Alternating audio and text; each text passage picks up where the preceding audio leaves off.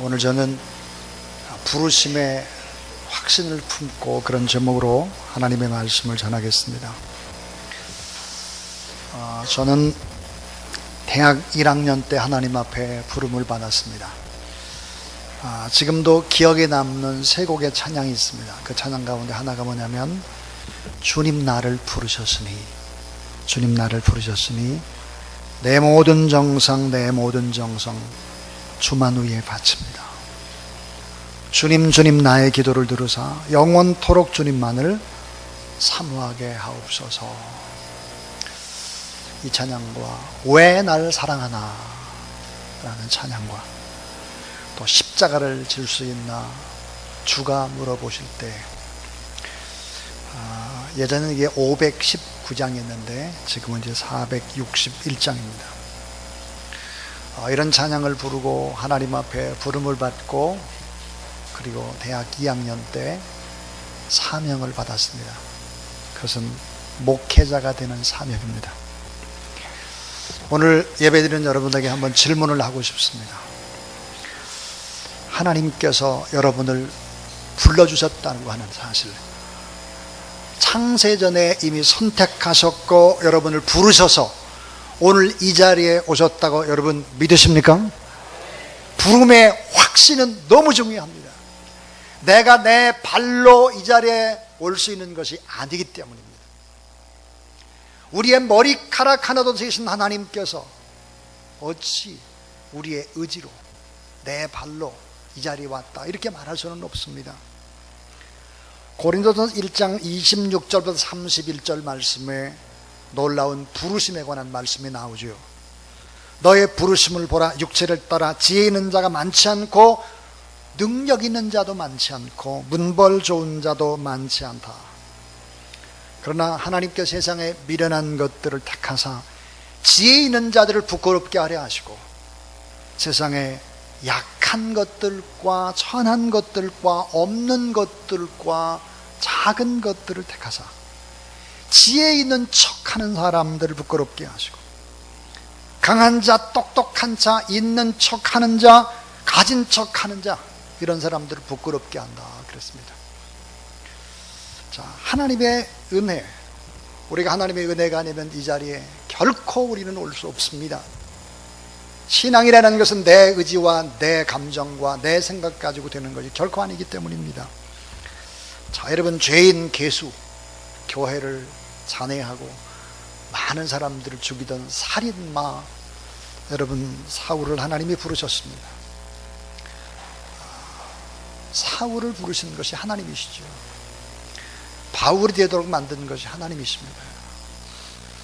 자, 노예의 아들 모세를 하나님이 부르시죠. 이스라엘 민족을 출애굽시키는데 그 모세를 사용합니다. 하나님의 은혜입니다. 자, 면허증 가진 강도라 불리는 도적인 세리마태도 부르시고 갈대아 우르 땅에서 우상장수의 아들 아브람도 부르시고 작고 초라한 시골뜨기 목동 다윗도 부르시고 후미진 광야의 디셉 사람 엘리야도 부르시고, 사실은 하나님의 은혜로 부름을 받은 것이죠. 오늘 이 자리에 우리가 하나님 앞에 예배드리는 것도 하나님의 은혜가 아니면 어떻게 제가 목사가 될 수 있겠고, 어떻게 여기 장로님, 권사님, 집사님, 믿음의 사람들로 오늘 이 자리에 올 수 있겠습니까? 오늘 본문의 이사야도 하나님 앞에 부름을 받습니다. 오늘 전 세 가지 얘기를 하려고 합니다. 첫 번째 이야기는 부름의 확신이 왜 그렇게 중요할까 하는 거예요. 부름의 확신, calling. 하나님이 나를 불렀다라는 이 부름의 확신이 왜 그렇게 중요할까 하는 것입니다. 그것은 여러분, 사명보다 더 중요한 것이 부름의 확신인 것입니다. 하나님의 일을 하는 사람들, 교회에 봉사하는 사람들, 제일 중요한 전제는 calling입니다. 하나님이 나를 불렀다라는 확신이 있어야 되죠. 부름의 확신 그 다음에 주어지는 것이 사명이기 때문에 그렇습니다. 이스라엘 백성들이 애굽에서 종살이하고 있을 때 하나님께 떨기나무 불꽃 가운데에서 모세를 부르는 것이죠. 내가 선 곳은 거룩한 땅이다.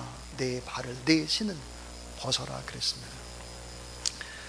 자, 이 부름의 확신이 있을 때 하나님께 사명을 주는 것입니다. 가서 내 백성을 해방시켜라 하는 것이죠. 이 일은 쉬운 일이 결코 아닙니다. 그런데 모세의 가슴속에 활활활 타오르는 떨게나무 불꽃에 그 부르심의 뜨거움이 있었습니다. 그래서 모든 어려움을 이겨내는 것이죠.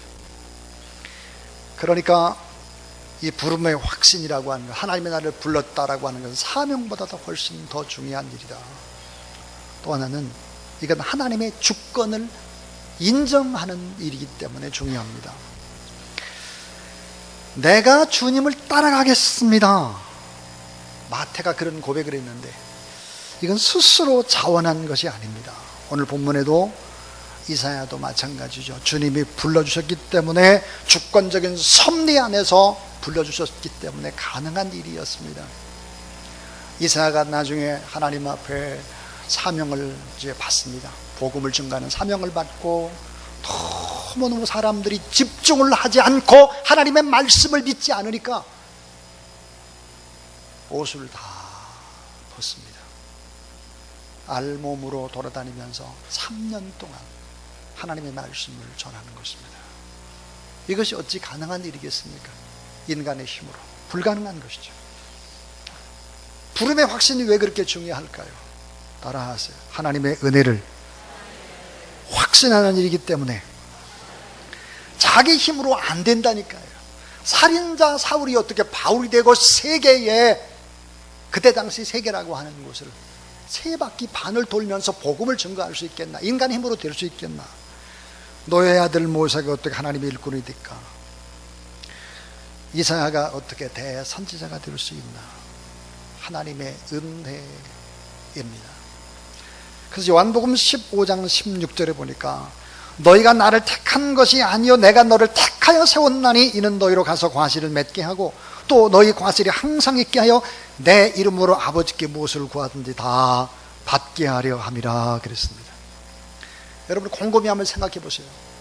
나를 불러주신 분이 내가 아니라, 나의 결심이 아니라, 내 의지가 아니라 하나님이 나를 부르셨다면, 자, 창세 전부터 나를 아셨고 구원을 계획하셨고 때가 되매 나를 의롭게 하셨고 하나님의 자녀 삼아주셨고 이 교회로 불러주셨다면, 이 같은 부르심과 소망의 또 소명의 확신이 있을 때 우리 마음속에는 감사와 감격이 넘치게 되는 것이고, 또 이 부름에 따라 사명도 받게 되는 것이고, 또 내 생명을 다 바쳐서 이 교회를 세우고 복음을 증거하는 일에 내가 앞장을 서겠다. 크고 작은 어떤 일이 있다고 할지라도 낙심하거나 좌절하지 않습니다. 부름의 확신과 사명이 있는 사람들이 그렇다 이 말이에요. 어떤 역경과 고통도 이길 수 있는 것이죠. 이 같은 과정을 통해서 우리는 내적으로 훨씬 더 성숙되는 것입니다. 오늘 본문에 이사야도 하나님 앞에 부름을 받습니다. 선지자로서 예수 그리스도를 가장 정확하게 안 사람, 선지자가 온데 대선지자가 됩니다. 자, 이사야는 어느 때, 어느 시대에 부름을 받았을까 하는 것입니다. 그래서 두 번째는 따라하세요. 언제 부름을 받았을까? 여러분 언제 하나님 앞에 부름을 받습니까? 언제? 일이 잘 될 때, 편안할 때, 부자일 때, 이런 때 부름을 받는 일은 거의 없습니다. 언제 부름을 받느냐? 위기와 고통의 시대에 부름을 받습니다. 위기와 고통의 시대입니다. 이사야 6장 1절은 이렇게 시작하죠. 우시야 왕이 죽던 해에 내가 본즉 주께서 높이 들린 보좌에 앉으셨는데 그의 옷자락은 성전에 가득하였고 그랬습니다. 우시야 왕이 죽던 해 그랬습니다. 여러분 우시야 왕이 누구일까요? 이사야의 사촌입니다. 왕족이죠. 이사야가 믿었던 배경, 그 뚝이 무너진 것입니다. 자, 우시야 왕이 죽었다라고 하는 것은 무엇을 의미할까? 국가적인 위기입니다. 국가적인 위기. 우시야 왕은 위대한 왕이었죠. 52년 동안 유다를 통치한 왕입니다. 번영과 안정과 태평성대를 이루고 밖으로 빼앗겼던 영토를 회복하고 국력을 회복했던 왕, 유대의 아주 전성기를 달립니다. 52년 동안. 근데 말년에 교만해지죠. 하나님 앞에 드리는 예배, 하나님 앞에 예배를 집전하는 제사장을 함부로 이렇게 하고 분향을 스스로 하다 심판을 받고 나중에 어떻게 죽느냐? 납병이 걸리죠. 죽습니다. 국가적인 위기입니다. 오늘 우리는 어떨까요? 저는 이사야를 이 말씀을 보다가 어쩌면 우리나라하고 어쩌면 이렇게 딱 맞아 떨어질까 하는 생각이 들었습니다. 잘 한번 생각해 볼까요? 이사야가 하나님 앞에 부름을 받을 때는 격동의 시대입니다. 얼마나 격동의 시대냐? 강대국 아수르가 있습니다. 아수르. 중동의 노른자를 차지하고 있는 비옥한 초상들 지역인 이스라엘을 그냥 놔둘 리가 없습니다. 아주 중요한 것이었기 때문이죠. 그리고 호시탐탐 이 강대국 아수르가 노리고 있습니다. 그 다음에 보니까 남쪽에 강자 에집트가 있습니다. 에집트. 그 다음에 보니까 신흥 강국인 바벨론이 가세를 합니다. 엄청난 이 세 나라 최고의 그때 당시 힘이 센 이 세 나라가 있습니다. 그 세 나라 사이에 누가 있느냐? 북이스라엘 있고 남유다가 있습니다. 자, 한번 생각해 보세요. 정말 아수르 같은 강대국, 미국 있고 중국 있고 일본 있고 북한 있고 남한 있고 딱 맞춰 떨어집니다. 전쟁의 위기입니다. 이사야는 하나님 앞에 부름받고 그 뒤에 두 번의 전쟁을 목도하는 것입니다. 오늘 이 시대 전쟁의 전운이 감돌고 있죠. 위기의 시대가 틀림없습니다. 이사야가 부름을 받았던 국가적인 위기의 시대, 여러분 하나님 앞에서 오늘 이 위기의 시대에 여러분이 부름받고 이 자리에 와서 예배를 드리고 있다는 사실을 믿으시기를 바랍니다. 또 종교적인 위기의 시대입니다. 영적인 위기의 시대죠. 블레 사람들처럼 점을 쳐요. 잘못된 결혼, 타락의 우상에 빠져요. 특별히 형식적인 예배, 세속적인 예배, 예배도 답지 않은 예배, 막 이런 예배를 드려요. 빈부귀천 보이지 않고 다 눈에 보이는 우상, 특별히 경제라는 돈을 의지하고 군사력이라고 하는 힘을 의지하는 것입니다. 이것은 여러분 돈을 의지하고 군사력을 의지하고 하나님 없이 이렇게 되면 이건 독약과 같은 것이죠. 거짓과 방황과 교만과 사치 위기, 종교적인 영적 위기의 시대입니다. 이사야가 부름을 받을 때. 또 하나 위기는 개인적인 위기입니다. 아까 우시야 왕이 죽었다 했습니다. 그런데 이사야의 개인적인 위기는 이사야가 너무 답답하고 힘이 들으니까 성전에 나와서 하나님 앞에 기도를 하는 것입니다. 성전에 계신 하나님을 만난 거죠. 생생한 하나님.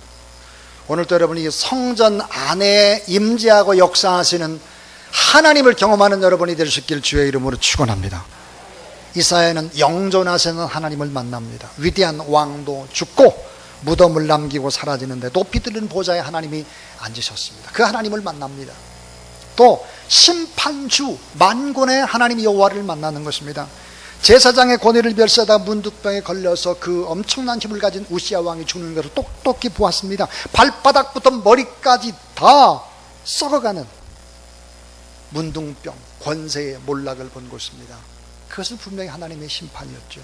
심판주 만군의 여호와 하나님을 만납니다. 또 하나 거룩하신 하나님, 성전에 충만히 임하신 거룩하신 하나님을 만난 것입니다. 여러분, 이 거룩하신 하나님을 만나게 되면 어떤 반응들을 할까요? 이사야 6장 5절입니다. 따라하세요. 나는 망하게 되었도다. 난 입술이 부정한 사람이요. 자, 나는 입술이 부정하다 이 말, 행위가 부정하다, 마음이 타락한 더러운 죄인이다 하는 거예요. 여러분, 하나님을 만난 사람들의 고백은 뭘까요? 자기 자신의 내면을 들여다보기 시작하는 것입니다. 화를 당해야 마땅한 사람, 하나님 앞에 비춰진 자신의 허물과 수없는 가식과 죄악들을 보고 탄식하며 우는 거예요.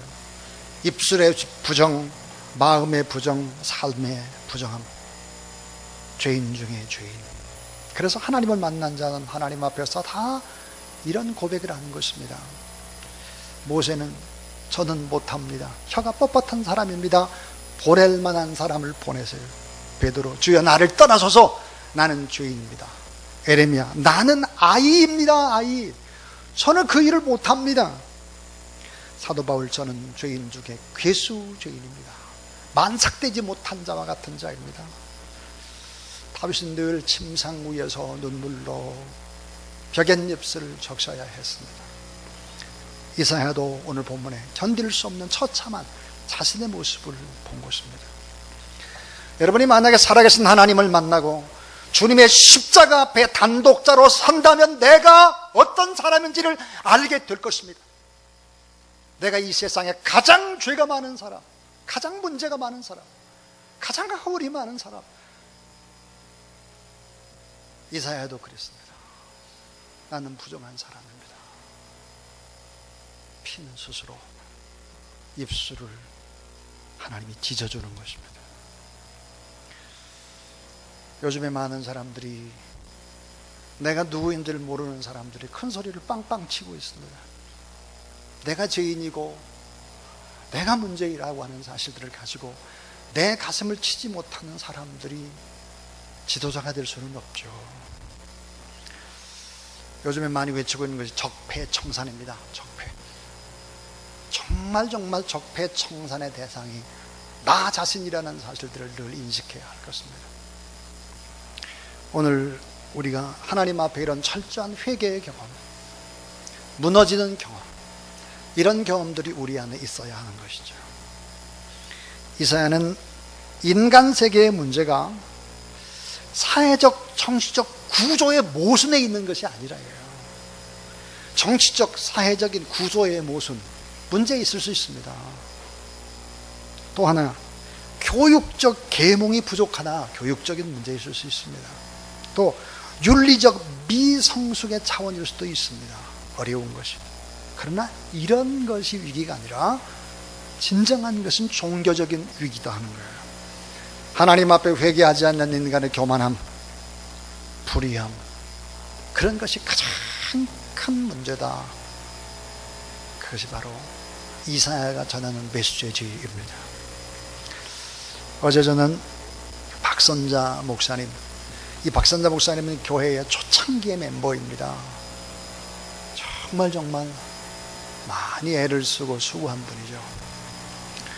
그 동생이 미국에서 한 20년 이상을 공부를 했습니다.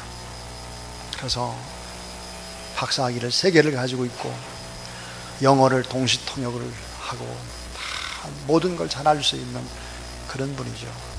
그러다가 조국 교회를 위해서 좀 자기가 봉사하고 싶다 그래서 2년 전에 한국에 오셨어요.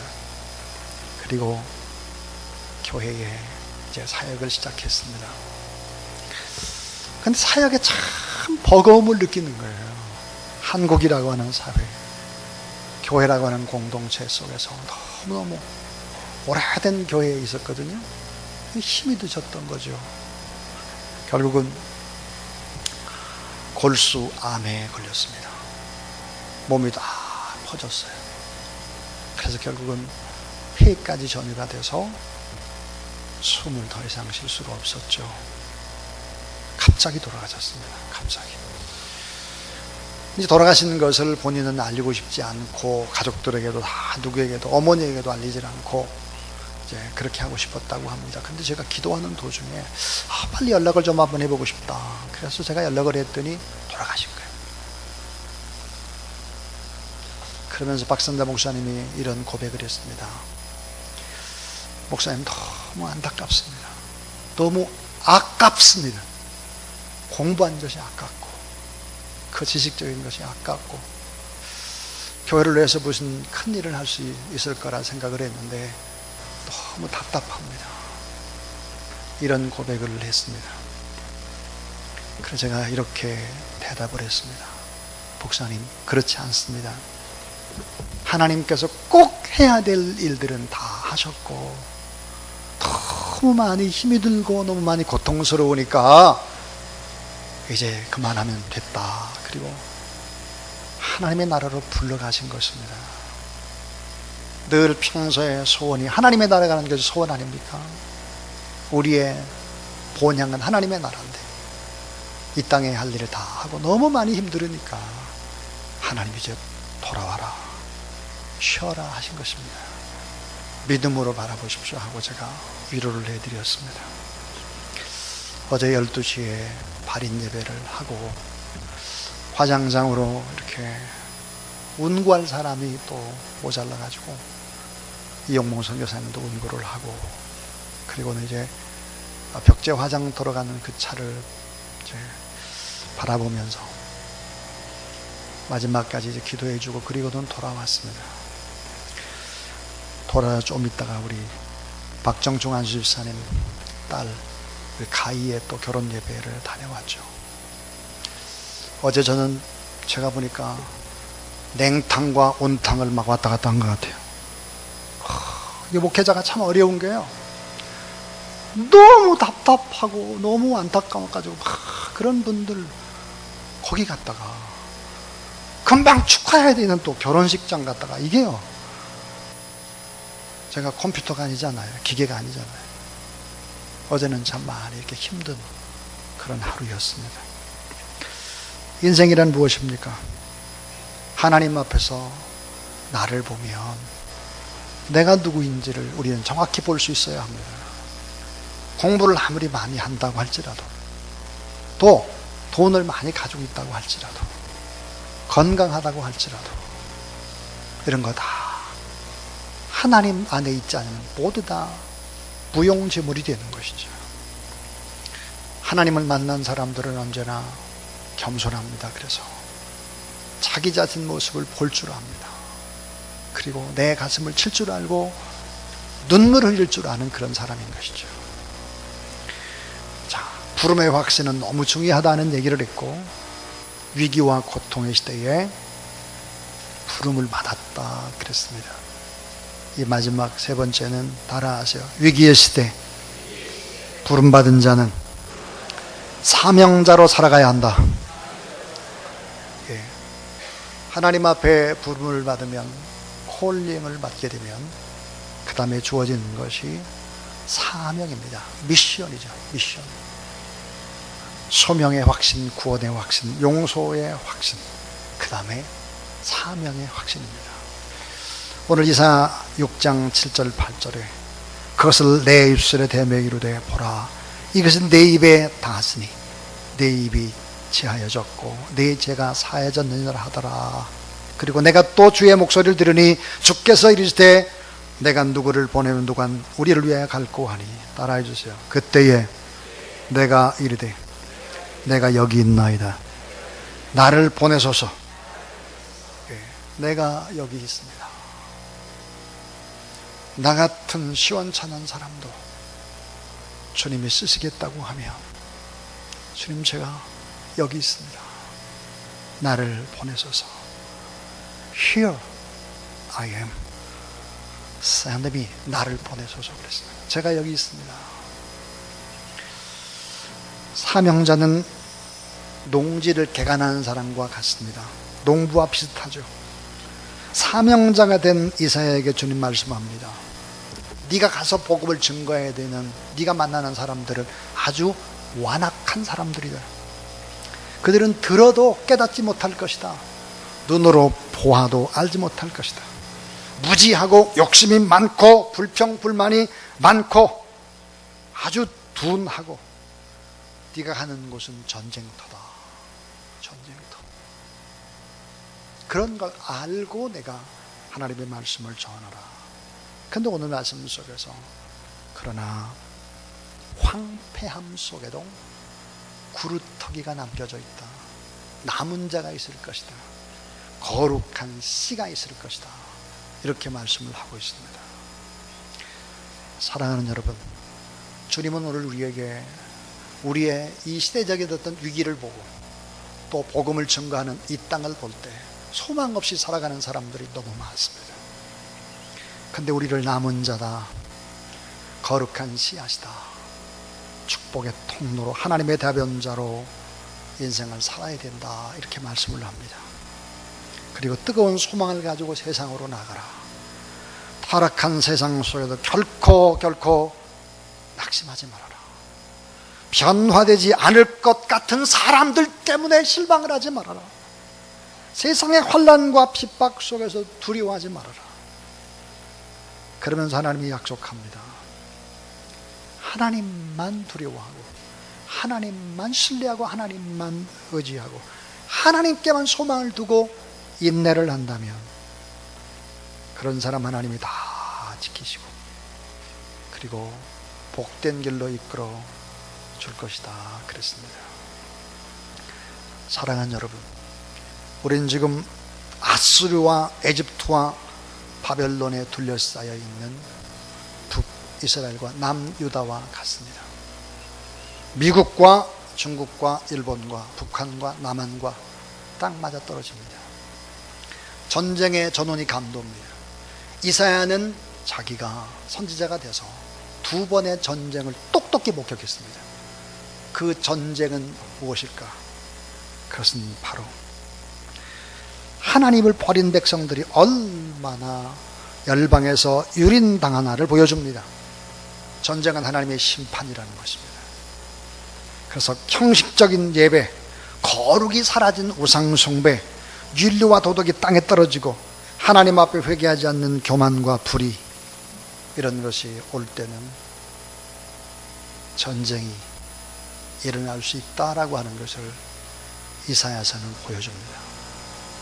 문제는 바로 교회요, 우리들입니다. 하나님 앞에서 여러분 바르게 믿음으로 살아가는 창조적인 소수와 같은 그런 미랄 같은 하나님의 사람으로 그 하나님의 은혜를 잊지 않는 바로 부름받고 사명받은 그런 그루터기요 거룩한 씨앗들이 되시기를 주님의 이름으로 축원합니다.